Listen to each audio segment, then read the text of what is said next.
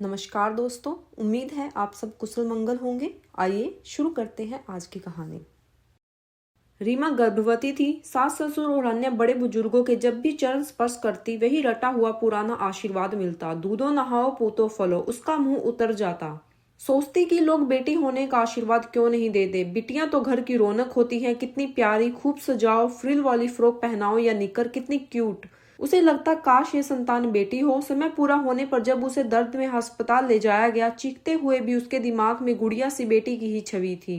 पर जब उसे होश आया तो उसके बगल का पालना खाली था। एक बार उसका जी धक से हुआ, पर सोचा कि नस नहलाने ले गई होगी। कुछ ही देर में उसे पता चल चुका था कि उसकी शंका निर्मूल नहीं थी। सूनी आंखों से पालने को निहारती रीमा को घर वाले अस्पताल से वापस घर ला चुके। वो शांत थी। अब पड़ोस और रिश्तेदारियों से लोगों का आना निरंतर जारी था। सांत्वना के चंद बोल बोलने वाले बुजुर्ग और उम्र दराज महिलाएं अफसोस जाहिर करने के बाद घाव पर फाहर रखने के अंदाज में बोल देती, चलो एक बात की राहत है कि बेटी थी।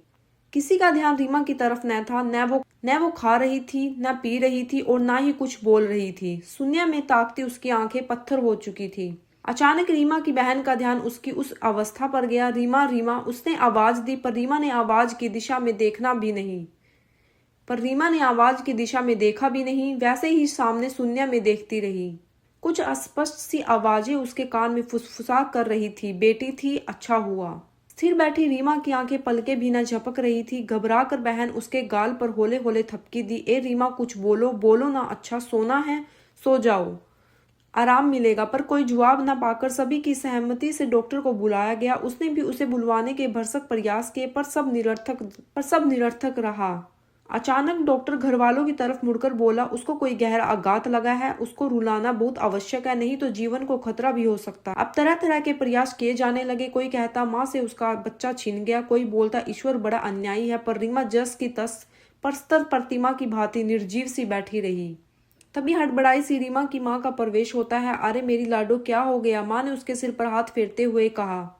अविचल सी रीमा अब भी मौन थी, जैसे कि माँ को पहचान ही ना रही हो। माँ की आंखों से आंसू बहते जा रहे थे। हाय रे दुर्भाग्य, कितना चाव था रीमा को बेटी का।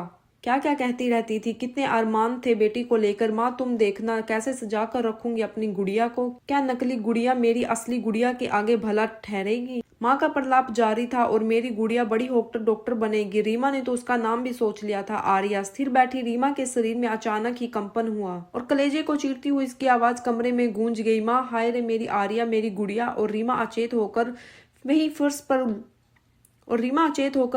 पर लुढ़क गई। सभी की आंखें आंसुओं से भीग। वीडियो के अंत तक बने रहने के लिए आप सभी का धन्यवाद। अगर आपको ये कहानी अच्छी लगी है तो प्लीज चैनल को शेयर, लाइक और सब्सक्राइब कीजिए।